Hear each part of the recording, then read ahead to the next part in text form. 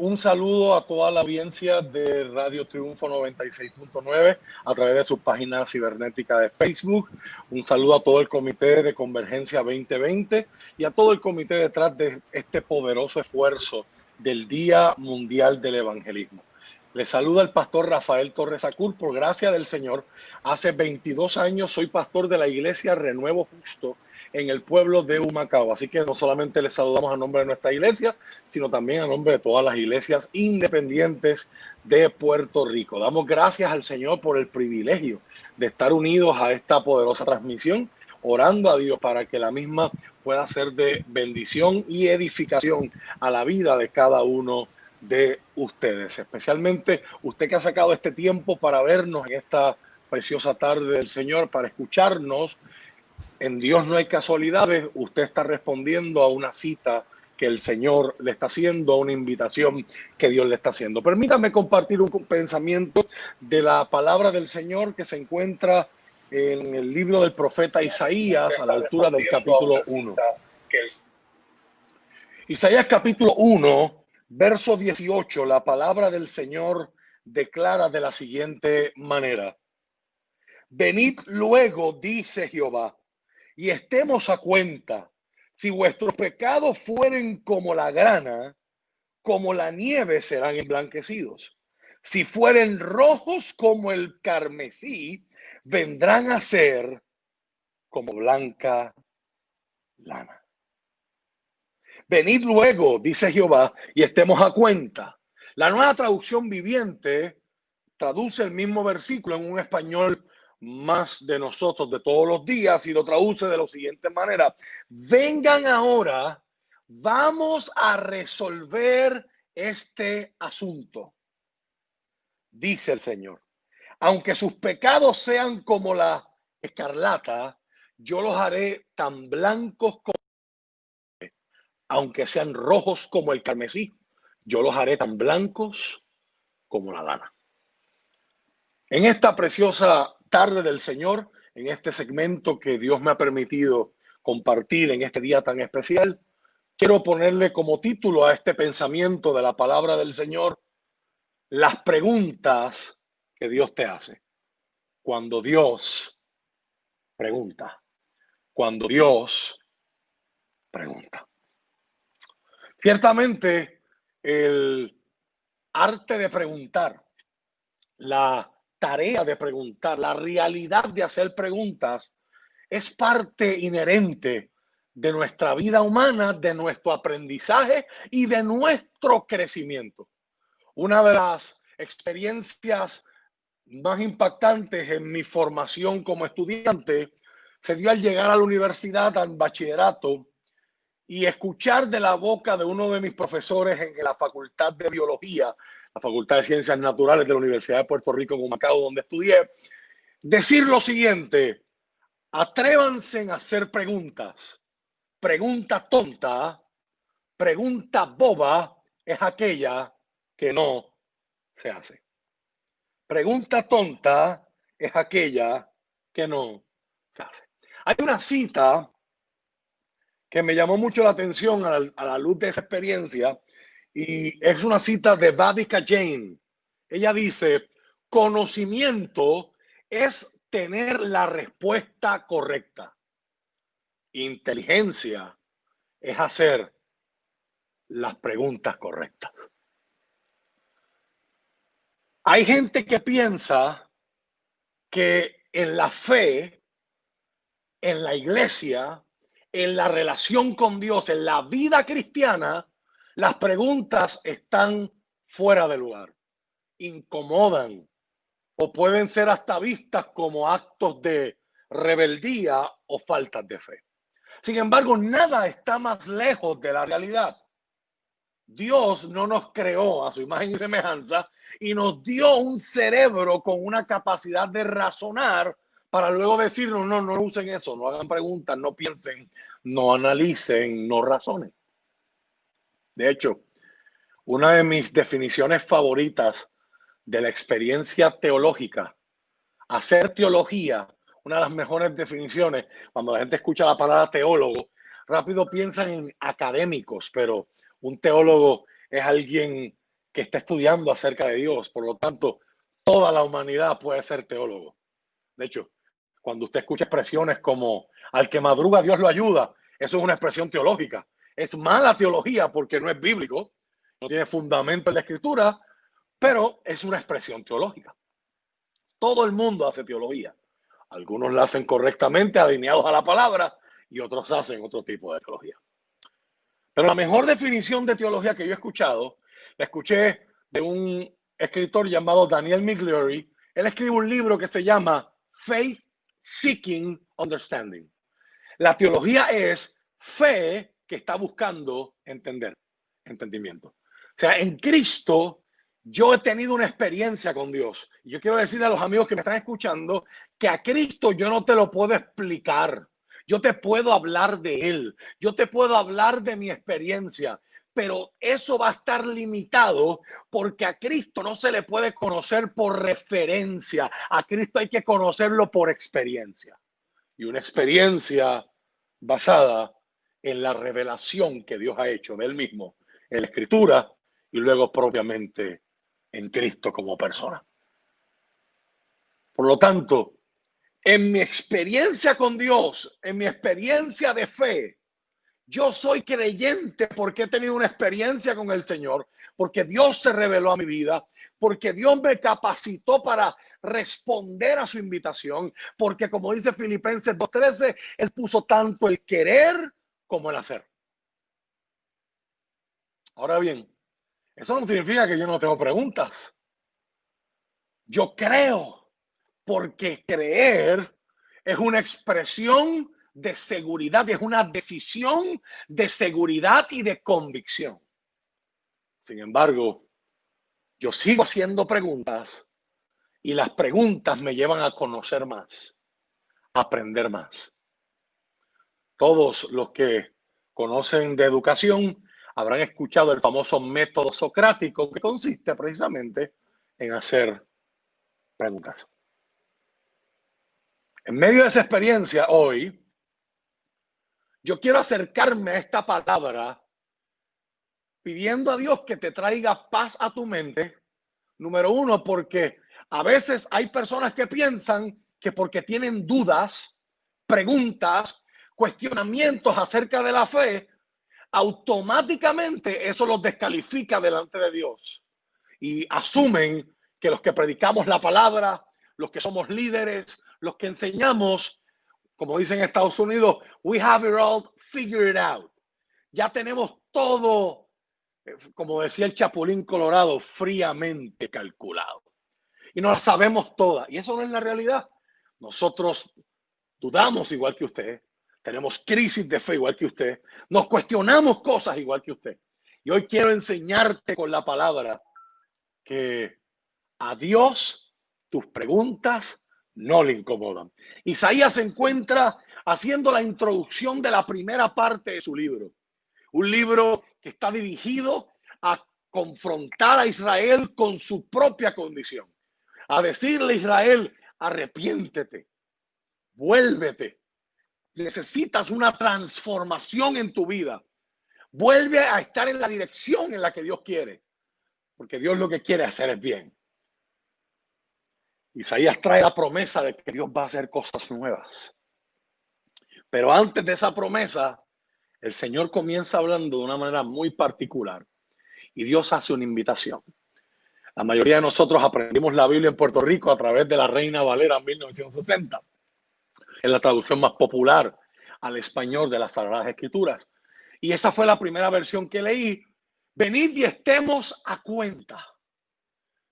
En nuestro lenguaje español puertorriqueño, eso a nosotros nos da la impresión de alguien que está saldando. Vamos a estar a cuentas. ¿Cuánto te debo? Te voy a pagar para poner el balance en negativo. Pero de eso no es que está hablando el profeta. Eso no es lo que Dios tiene en la mente cuando a través del profeta nos da esta palabra.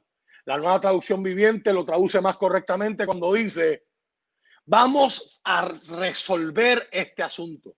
Hay otra traducción que le hace más justicia al hebreo original y esto debiera ser traducido, vengan, vamos a debatir. vamos a razonar, vamos a ponernos de acuerdo. Este pasaje está partiendo de una premisa. La premisa es que hay un desacuerdo, hay una desconexión, hay un desfase y hace falta una reconciliación. Pero antes que haya una reconciliación, antes de que estemos puestos de acuerdo, primero tenemos que debatir, tenemos que razonar, tenemos que intercambiar argumentos. ¡Qué tremendo! La Biblia está llena de gente haciéndole preguntas a Dios. El Salmo 13 comienza diciendo, ¿hasta cuándo, Jehová, me olvidarás para siempre? Pero termina diciendo, cantaré al Señor porque Él me ha hecho bien. Y así sin número de ejemplos de la palabra, donde gente se acerca delante de Dios con preguntas. Y Dios recibe las preguntas como una muestra de adoración.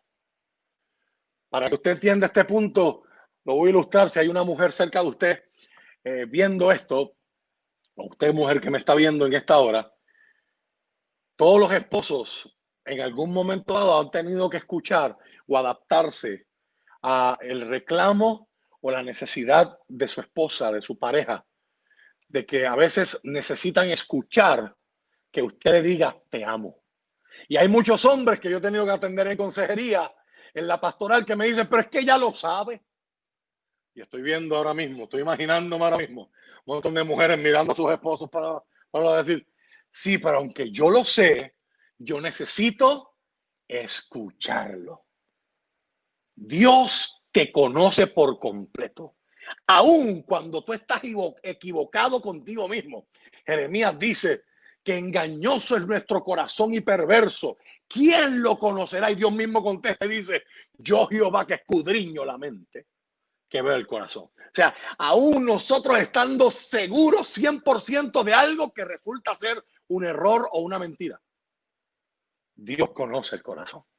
Pero aunque Dios conoce el corazón, el que usted y yo traigamos nuestras preguntas a Él, son preguntas que Dios las recibe como adoración, como una muestra de confianza. Así que hoy te invito a ser auténtico. Hoy te invito a todos mis hermanos creyentes en nuestra experiencia de testimonio y nuestra experiencia de modelaje de lo que es la vida cristiana, a perseguir una vida no de realidades ficticias proyectadas para complacer o impresionar, sino una vida de autenticidad. Y que la gente pueda ver que a la hora de la verdad todos somos vasijas de barro. Que la excelencia del poder que se puede ver en nosotros, no es de nosotros, es del tesoro que Dios ha puesto dentro de nosotros, como dice la palabra del Señor. Segunda de Corintios capítulo 4, verso 7. Que se vean nuestras marcas, que se vean nuestras grietas en el barro. Porque aquí lo importante no es cómo yo me veo, lo importante es lo que Dios está haciendo dentro, que se va a reflejar afuera de mí. Así que acércate a Dios con preguntas. Dios las recibe. Dios no le tiene miedo a tus preguntas. Me dicen algunos, es que yo no voy a la iglesia porque la iglesia está llena de gente hipócrita. Y a esa aseveración yo le respondo una pregunta. Entonces me imagino que no vas a trabajar. Y me imagino también que tampoco vivirás donde vives, porque asumo que hay vecinos que pueden ser catalogados como hipócritas, o hay compañeros de estudio, de trabajo, que pueden caer dentro de esa categoría. Entonces, cuando uno comienza a hacer preguntas, se abre la puerta para crecimiento, para aprendizaje, que los que saben de eso dicen que es desaprender lo mal aprendido para comenzar a aprender algo nuevo y algo mejor. La Biblia a eso le llama en Romanos capítulo 12, verso 2, que no asumamos la forma de este siglo, sino que nos transformemos por medio de la renovación de nuestra mente, nuestro entendimiento, y así nos daremos cuenta que la voluntad de Dios para nuestra vida siempre es buena, agradable y perfecta. Vengan, vamos a sentarnos, dice el Señor. Vamos a resolver este asunto, vamos a debatir. Ahora, esto es importante que usted entienda, cuando usted y yo hacemos preguntas a Dios, Dios la recibe, Dios le da la bienvenida, Dios no le tiene miedo, pero es importante que usted entienda de dónde vienen tus preguntas para Dios. Tus preguntas para Dios y mis preguntas para Dios vienen de la ignorancia, vienen del desconocimiento y vienen de nuestra incapacidad para ver el cuadro completo. No nos debe de extrañar que la mayoría de nuestras preguntas para Dios comienzan con las palabras: ¿por qué? ¿Por qué pasó esto? ¿Por qué me pasó lo otro? ¿Por qué no me has contestado? ¿Por qué fulano se murió? ¿Por qué aquello fracasó? ¿Por qué? ¿Por qué? Nuestra incapacidad para entender en momentos determinados el cuadro completo. Yo soy de los que creo que Dios siempre contesta. A veces no estamos listos para la contestación de nuestras preguntas. Y hay gente que dice que uno ve las cosas cuando está listo para verlas. Eso es ya en el reino de la filosofía. Yo me baso en la palabra. Jesús le dijo a Pedro la noche que compartió por última vez con sus discípulos en aquella cena especial de Pascua, esa noche que fue entregado, mientras le lavaba los pies, le dijo: lo que tú no entiendes ahora, lo que yo hago ahora tú no lo puedes entender, pero lo que no entiendes ahora lo vas a entender después. Así que hay preguntas que recibiremos respuesta después y hay otras que el después va a ser cuando estemos con Él. Y ahí tengamos la capacidad y la perspectiva correcta para comprender cosas que no son comprensibles en este momento y espacio. Ahora, hoy, en este pensamiento, yo no me quiero centrar en nuestras preguntas. Solamente establecer que son válidas, que tienen lugar y que Dios las recibe con brazos abiertos. Pero hoy quiero enfocarme en las preguntas que Dios hace. Porque aquí es que viene lo interesante, es que cuando Dios hace preguntas, Dios no hace preguntas del mismo origen que nosotros. Dios no pregunta porque no sabe. Yo pregunto porque no sé. Ahora, la presentación y la revelación que la Biblia hace de Dios es que Dios es omnisciente. Dios todo lo sabe. Su conocimiento es absoluto. Dios es soberano, Dios es autosuficiente. Entonces, desde esa perspectiva, ¿por qué entonces tenemos en la Biblia, hay gente que se ha puesto a contar las preguntas que Dios hace? Y si contamos las personas de Padre, Hijo, Espíritu Santo, y a través de mensajeros que la Biblia le llama ángeles, hay gente que ha contado más de 500 preguntas que hay en la Escritura que hace el Señor. Obviamente yo no tengo el espacio para discutirlas todas, pero quiero hacerte unas preguntas hoy que vienen de la boca del Señor, que me las tengo que hacer yo y se las tiene que hacer usted. Y mi premisa y mi tesis para ustedes en esta tarde es: cuando Dios pregunta, Dios no pregunta porque no sabe. Dios está preguntando porque la mera pregunta es una expresión de su gracia. Es una oportunidad de que nosotros pensemos, de que nosotros reflexionemos, de que nosotros nos miremos en el espejo de la palabra, la revelación y el amor del Señor y podamos acercarnos a Él. Con eso me voy a una historia que todo el mundo ha escuchado. Hoy es el Día Mundial del Evangelismo. Sin embargo, técnicamente esa palabra significa darle y enseñarle las buenas nuevas, las buenas noticias de Dios para el mundo a través de Jesucristo a aquellos que nunca lo han escuchado. En Puerto Rico es virtualmente casi nadie aquel que no ha escuchado la buena noticia. Puerto Rico es un país lleno de gente apartada, gente que ha tenido experiencias previas. Por lo tanto, en el país más evangelizado del mundo, es bien probable que la mayoría de las personas hayan escuchado en alguna escuela dominical, en alguna referencia popular, la historia de la creación. Historias que parecen ser sencillas, pero tienen un significado tan y tan profundo. Génesis capítulo 3. Dios creó al hombre, Dios creó todo a través de un proceso. No voy a entrar, ¿verdad?, en la parte científica de esto, porque a veces grandes problemas surgen cuando leemos un texto que fue diseñado para dar identidad, propósito y dirección a un pueblo y lo queremos leer desde una perspectiva científica. Eso lo tenemos visto en otra predicación. No tengo tiempo para eso hoy. Pero Dios crea el mundo y crea al ser humano como corona de esa creación y lo pone todo a sus pies. y le pone directrices y le pone límites. Y en Génesis capítulo 3 vemos como el ser humano transgrede, se va por encima de la norma de Dios, altera el diseño de Dios y con eso desobedece a Dios, ofende a Dios y el pecado entra y corrompe la naturaleza y corrompe la relación que había entre Dios y el hombre, provocando separación y desconexión. De ahí que Romanos capítulo 3, verso 23 diga que por cuanto todos hemos pecado, estamos descalificados. Estamos destituidos para estar en la gloria de Dios. O sea, somos incapaces de tener relación con Dios por nosotros mismos y por mis propios méritos. Hay un abismo entre Dios y Dios que se llama pecado. Y no hay nada que yo pueda hacer. No hay ninguna buena obra. No hay la excusa de decir, no, pero yo soy bueno. Yo nada más voy de la casa al trabajo, del trabajo a la casa. Yo ni tiro piedras ni velo al guardia, como decía la gente en la calle antes. No es por obras. Sigue el espacio ahí, sigue el abismo ahí, sigue la distancia ahí. Esa es nuestra condición. Estamos separados de Dios y estamos perdidos. Somos pecadores porque nacemos con la inclinación a que cada vez que se nos pone un límite, nosotros queremos ir para el otro lado. De ahí refranes que dicen que la grama siempre se ve más verde del otro lado de la cerca. Uno tiene un niño pequeño que supuestamente está en inocencia y no hace más que decirle no toques la estufa caliente. Y si tú te viras y lo descuidas, ¿dónde él va a poner la mano? Eso se llama pecado. Es una inclinación que hay dentro de nosotros. Queremos rebasar los límites. Queremos vivir como nuestros propios dioses. Queremos hacer, como decimos los puertorriqueños, lo que me da la gana.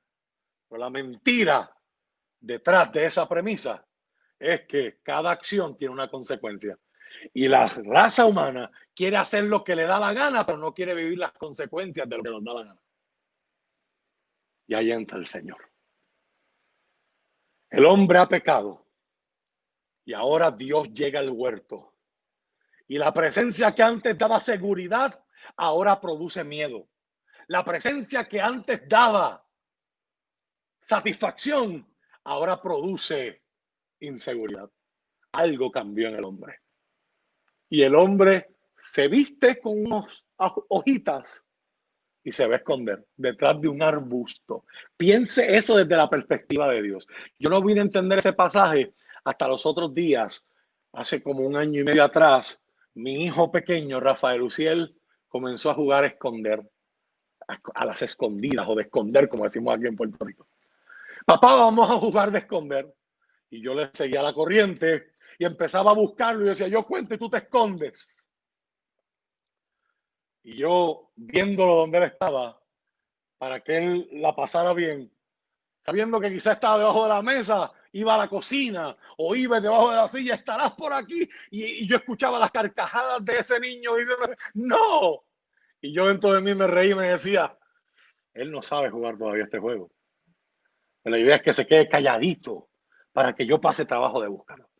¿Qué se imagina a Dios buscando a Adán y a Eva en el huerto? La primera pregunta que Dios hace en toda la Biblia es, ¿dónde estás, Adán? Dios pregunta, ¿dónde estás, Adán? No porque Dios no sepa dónde Adán está. Dios pregunta, ¿dónde estás, Adán? Porque Dios le está dando la oportunidad a Adán de que salga de su escondite.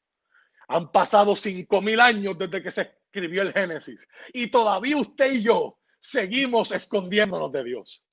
Ahora nos escondemos de la sociedad tratando de esconder y de disfrazar la desnudez que tenemos.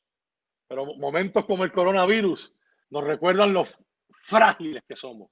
Que nuestros títulos universitarios, nuestras casas, nuestras marcas de carro, la marca de la ropa, a la hora de la verdad no nos sirven de nada ante las cosas importantes de la vida. Y la vida se encarga de recordarnos una y otra vez que seguimos desnudos.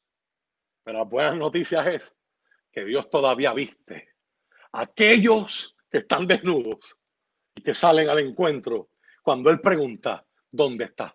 Adán sale y dice, tuve miedo y me escondí porque estaba desnudo. Y vuelve a preguntar el Señor la segunda pregunta de la Biblia. ¿Quién te dijo que estabas desnudo? sea, es Dios diciendo, ¿qué voz fue más importante en tu vida que la mía? ¿Quién tuvo más influencia en ti que mi voz? El salmista expresa, si oyes hoy la voz del Señor, no endurezcas tu corazón. ¿Qué voz va a ser la que le vas a dar importancia esta tarde? ¿A qué voz le vas a abrir el corazón? Y así por el estilo, todo el Antiguo Testamento está lleno de preguntas de Dios. Pero quiero cerrar mi alocución esta tarde yendo al Nuevo Testamento, donde veo en la experiencia de la resurrección. Veo una pregunta que para mí es la pregunta más importante de toda la Biblia. Las mujeres van y encuentran el sepulcro vacío. Y dice Lucas 24, versos del 5 al 12, que los ángeles las reciben y le dicen, ¿por qué buscan entre los muertos al que vive? No está aquí, ha resucitado. Has estado buscando vida, has estado buscando plenitud, has estado buscando gozo y alegría, pero los has buscado en lugares incorrectos y sigues vacío. Sigues vacía. ¿Por qué buscas la vida en lugares de muerte? ¿Por qué buscas la verdadera vida donde no puede ser encontrada? ¿Por qué buscáis entre los muertos al que vive? Aleluya. Y la última pregunta con la que quiero cerrar en esta preciosa tarde, mi pensamiento, ocurre en el contexto de una historia que todo el mundo conoce, Lucas capítulo 8, versos del 45 al 46, la famosa historia de la mujer del flujo de sangre. Esa mujer, como usted conoce, se acerca entre la multitud, tiene que haber luchado un montón con la anemia que ella tenía, su debilidad, su cansancio, el que aquel la reconociera, el que otro dijera, tú eres impura, ¿qué haces en la calle? En medio de una sociedad llena de estigmas y prejuicios originados por la religión y la tradición. Pero ella logra tocar a Jesús y ocurrió algo milagroso y fue sanada. Pero después del milagro, Jesús se detiene y pregunta, ¿quién me ha tocado? Los discípulos y la multitud reaccionan extraños y dicen, pero ¿cómo tú dices que quién me ha tocado si todo el mundo te está apretando, si todo el mundo está tratando de llegar a ti? Y Jesús explica y dice, alguien me tocó diferente porque poder y virtud salieron de mí. Alguien me tocó diferente porque poder y virtud. De hecho, la nueva traducción viviente dice, alguien me tocó a propósito porque yo sentí que salió poder sanador de mí. La pregunta es, si Jesús es Dios, como nosotros creemos y la palabra enseña que Jesús es 100% Dios, 100% hombre. Si Jesús es Dios, ¿por qué Jesús pregunta quién me ha tocado? Una vez más, el Señor dando la oportunidad para que aquellos que están en la oscuridad, en la tiniebla, en el anonimato, salgan a la luz. Esa pregunta hoy se vuelve tan importante a la luz de nuestro Puerto Rico. ¿Dónde están los que me han tocado? ¿Dónde están los que han tenido experiencias conmigo? ¿Dónde están los que han visto los milagros? ¿Dónde está la gente que fue marcada por los Gilles, por los Torres Ortega? ¿Dónde está la gente que ha experimentado el poder de Dios? Que ha experimentado la sanidad, que ha sentido el toque, el escalofrío, la corriente, como usted le quiera llamar. Fueron tocados. A Jesús le interesa hoy que tú no te quedes solamente con un toque. A Jesús le interesa que tú lo conozcas como Él te conoce a ti. La Biblia declara, el apóstol Pablo escribiendo, que Dios a través de Cristo le está rogando al mundo que se reconcilie con Él. Y que nosotros, la iglesia, somos los llamados a continuar con el ministerio de la reconciliación. Empecé con esa palabra y con esa quiero terminar. Reconciliar significa, hubo un conflicto, hubo una separación, pero luego hay un acuerdo. Y lo que está separado se vuelve a unir. Aunque mucha gente ha malinterpretado el contexto de esa escritura, en Apocalipsis capítulo 3, Dios le habla a una iglesia que estaba en una experiencia de tradición, estaban desenfocados y ellos están dando culto y Jesús usa la figura y dice, yo estoy afuera, ustedes están dando culto adentro, yo estoy tocando la puerta. O sea, ustedes me tienen fuera de la iglesia. Una palabra muy fuerte para una iglesia de aquel tiempo y es un espejo para todos los que somos creyentes y somos discípulos de Jesús en este tiempo. Es una advertencia. Pero luego hay una promesa que está enmarcada en la realidad del mundo hebreo. Si alguno abre la puerta, yo estoy tocando y llamando. Si alguno abre la puerta, yo entraré, cenaré con él y él conmigo. Sentarse a comer en la cultura hebrea es señal de que ya no hay conflicto. Hay paz, arreglamos, vamos a comer. Eso es lo que Dios quiere decir. Y eso es lo que tiene en mente Isaías cuando Dios dice, vengan y estemos a cuenta. Vengan, vamos a hablar, vamos a razonar, vamos a dialogar. Job, tú tienes preguntas, yo tengo preguntas también. ¿Dónde tú estabas cuando yo formaba la tierra? Y en medio de esa interacción, gracias a lo que Dios hizo a través de Cristo, puede haber reconciliación. Así que la pregunta hoy importante no es por qué te fuiste, no es por qué te apartaste. La pregunta hoy no es por qué dejaste la fe. La pregunta de hoy es, ¿dónde estás? ¿Dónde estás, Adán? ¿Dónde están los que me han tocado? ¿Dónde están los que saben de mí? ¿Dónde están los que han recibido mis milagros y mi poder? ¿Dónde los que tienen conocimiento de mi palabra? ¿Dónde están? Salgan a mi encuentro. Si oyeres hoy su voz, aleluya, no endurezcas tu corazón. Hoy el Señor te llama y te promete y te dice, si tus pecados fueran como el rojo carmesí, como la blanca lana, serían emblanquecidos. Así fueran un rojo tan oscuro como el vino, la sangre, la escarlata, yo los haré blancos como la nieve. Hoy hablamos de nuevos comienzos. Hoy hablamos de oportunidad. Hoy hablamos de buscar al Señor mientras pueda ser hallado. Y hay oportunidad del cielo para ti. Para relación. No estamos hablando de religión, estamos hablando de relación. Estamos hablando de reconciliarte con Dios. Ahí están los números en pantalla, tanto WhatsApp como tantas formas a las que hoy puedes pedir la oración y decir, yo quiero entregar mi vida a Cristo, yo quiero volver. Termino con esto. Jesús le habló a Pedro antes de que Pedro lo negara y le dijo, Pedro, tú te vas. Satanás ha pedido tu alma para zarandearte como a trigo, cernir como se cernía y se filtraba la arena y el trigo en aquellos tiempos y hasta hoy a la hora de empañetar. Pero yo he rogado por ti para que tu fe no falte. Y luego Jesús le dice, y tú, una vez que vuelvas, confirma a tus hermanos. Así que Jesús sabía que Pedro se iba. Pero Jesús ya había planificado su regreso. Jesús no le sorprendió que tú hayas flaqueado, que tú hayas caído, que hayas dejado la fe, que te hayas parado en el camino. Pero hoy Jesús te extiende los brazos. Hoy Jesús te dice, es momento de volver. Quiero que vuelvas. Estoy con los brazos extendidos para recibirte, para amarte, para transformarte. Que el Señor te bendiga. Muchas gracias, Efraín. Muchas gracias, Miguel. Muchas gracias a todo el equipo por permitirme hoy compartir el pensamiento de la palabra de Dios.